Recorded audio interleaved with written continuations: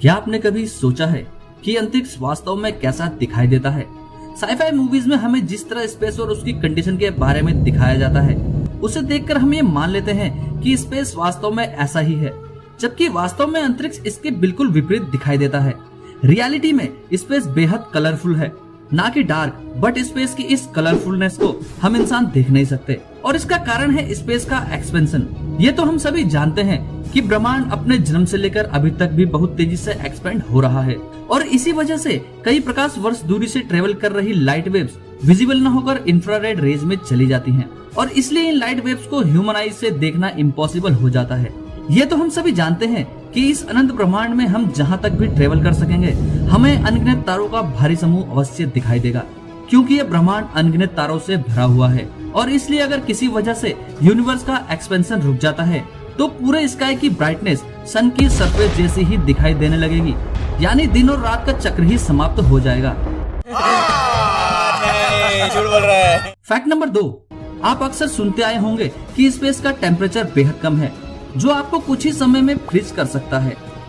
But सच ये है कि स्पेस इतना भी ठंडा नहीं कि ह्यूमन बॉडी इतनी आसानी से और इतनी जल्दी फ्रीज हो जाए। जब भी स्पेस में किसी स्पेसशिप को भेजा जाता है, तब अंतरिक्ष वैज्ञानिकों को उस स्पेसशिप के फ्रीज होने से अधिक चिंता स्पेसशिप के मेल्ट होने की होती है।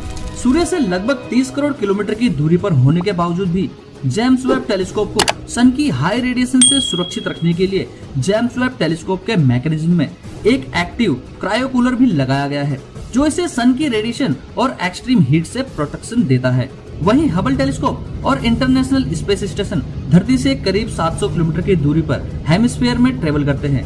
पृथ्वी से अंतरिक्ष की इस दूरी तक ट्रेवल करने वाला कोई भी सब्सटेंस अराउंड 2000 डिग्री सेल्सियस तक गर्म हो सकता है, जबकि हम ये जानते हैं कि स्टील का मेल्टिंग टेम्परेचर 1300 से 1350 डिग्री सेल्सियस ही है। तो अब सवाल ये आता है कि आखिर हेमिस्फीयर में ट्रेवल कर रहे इन स्पेसशिप में लगे हुए स्टील पर इसका असर दिखाई क्यों नहीं देता? तो इसका आंसर है इसकी बनावट और इन स्पेसशिप पर की जाने वाली व्हाइट कोटिंग, जो इन स्पेसशिप को हाई रेडिएशन से बचाती है। सेम यही प्रिंसिपल स्पेस सूट पर भी अप्लाई होता है। स्पेस सूट को इस तरह से डिजाइन किया जाता है जिससे एस्ट्रोनॉट सन की हाई रेडिएशन और हीट से बच सके। और क्या आप जानते हैं कि स्पेस में सबसे ठंडी जगह सूर्य से लाखों किलोमीटर दूर नेपच्यून नहीं बल्कि अर्थ के नजदीक ट्रेवल कर रहा मून है? क्यों हिला डाला ना?